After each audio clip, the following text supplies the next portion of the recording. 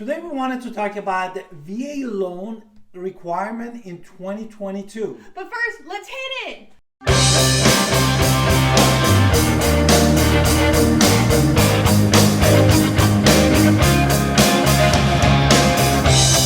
Hi, this is Alan Victoria. Welcome to our channel. And if this is your first time in our channel and you wanted to know everything about Greenville, North Carolina, please subscribe in our channel, get notified when we put a new video, and also support our channel. Honestly, we get calls, texts, and emails from all the time people in Greenville or the surrounding location. Maybe you don't want to be in Greenville and you want to be in a different county nearby. Totally cool. We love helping people upsize. If you're looking to upsize, downsize, relocate, shift, my favorite word, shift, then please call us because we're here to help you, and that's what we love doing. We call our job really as matchmakers. We match people to their houses, and we enjoy the process, so we hope you have fun too with us on this way. Yeah, for sure. Therefore, without any further ado, we're gonna jump and we're gonna categorize for you.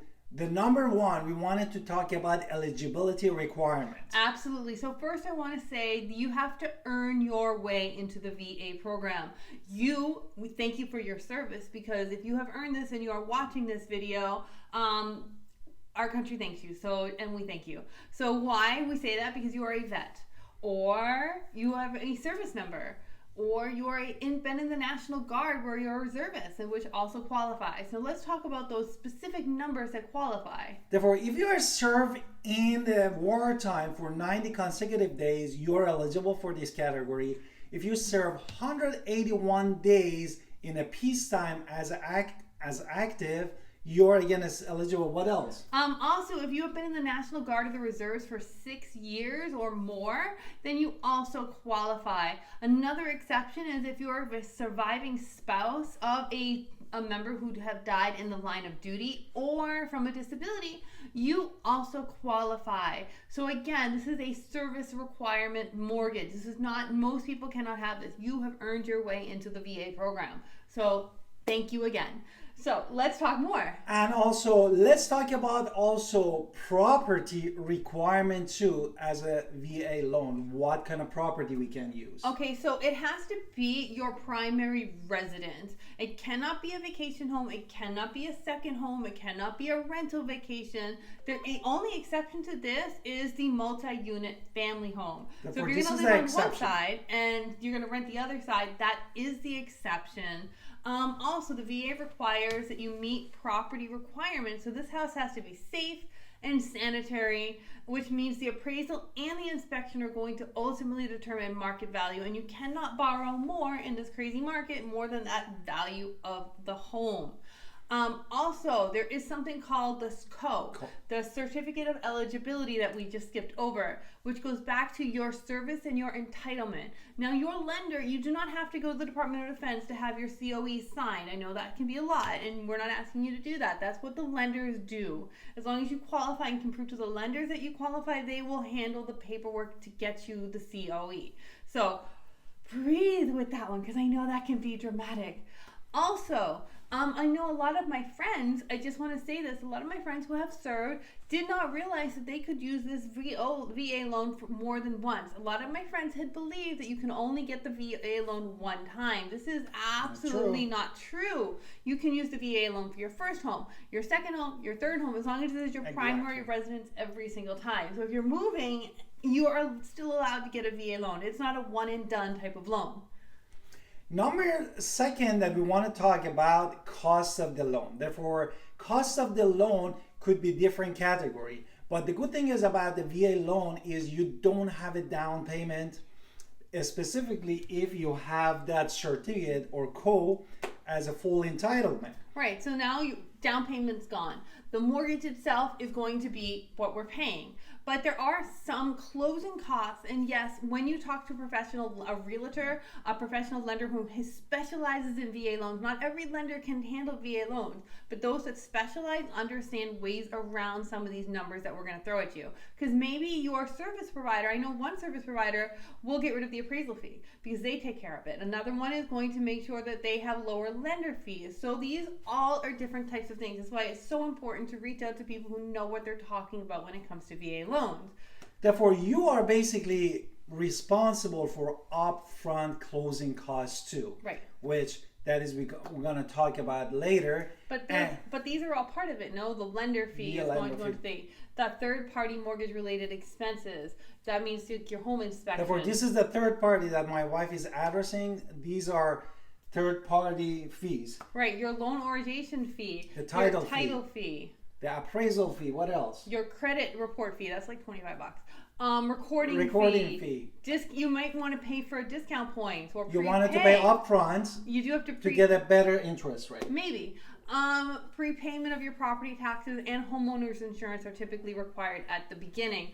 Also, the VA has a very specific fee that you can include. You can either pay or you can include within the mortgage. What's that fee called? That is going to be a funding fee, which basically, as my wife said, it can be part of your loan that you don't pay it upfront. And this is how you help them to provide with other veterans or category that we listed here to provide the loans. Right. So that is just keeping the loan self-sustaining. So it is going back to the VA in order to do that. Okay. Therefore, let's give a number to you that you have something in your imagination. What is this closing cost is? For $350,000 of the loan, we're looking at more or less 2 to 3% of the amount of the sales price or loan, the basically closing costs, which is between $7,000 to $10,500. Plus your VA funding fee, which again can be part of the loan. That VA funding fee for $100,000, it could be like a 2.3%, which is equivalent to $2,300. That it can be part of your loan. Okay, so we've talked about the loan type, which is VA. You can purchase or refinance. That's a different type of loan we can talk about, but VA does refinancing as well.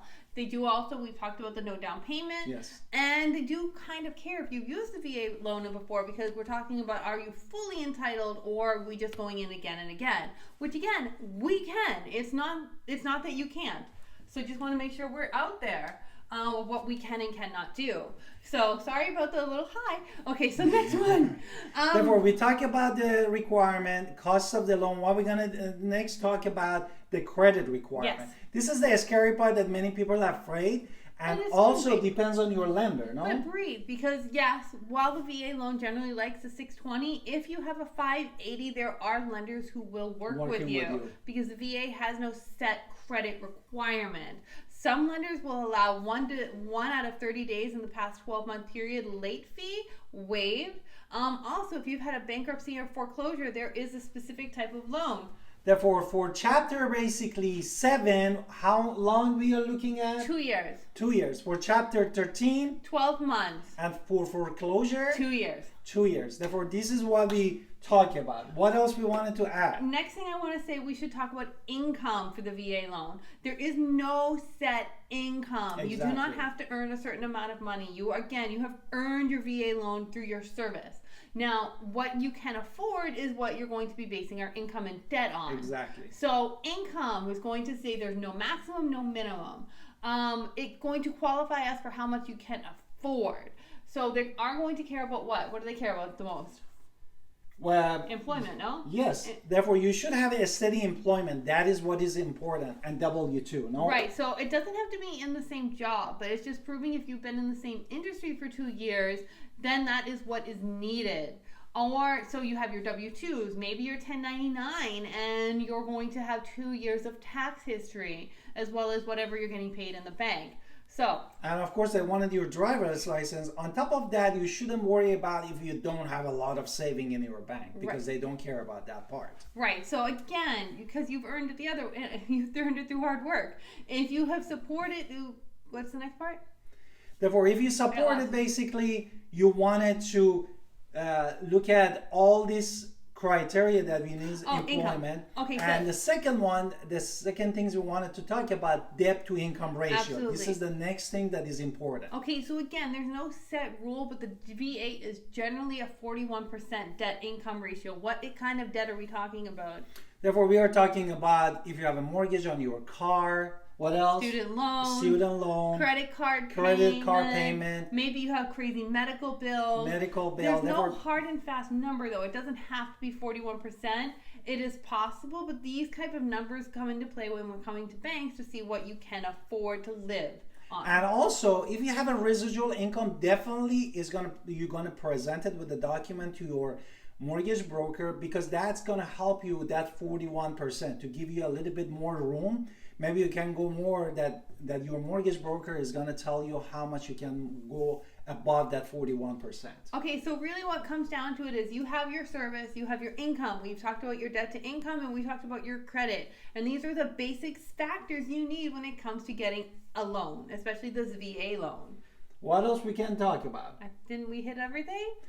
I think we hit everything. Therefore, what is my wife said, the first thing is that give us as a mortgage, as a real estate agent, is that you can use this and your benefit, get your number, that is we come handy when I start shopping for you. And we know who to talk to if you're specifically asking about VA loans. We have lenders who specifically qualify for VA loans, so yeah, we can guide you in that direction. If you found this information valuable, thank you for please your service subscribe again.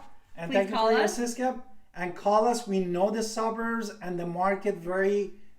We are knowledgeable for this market. Absolutely. And we can help you, and we got your back. Absolutely. And thank you for watching our YouTube channel, and have a wonderful days, and talk to you soon, guys.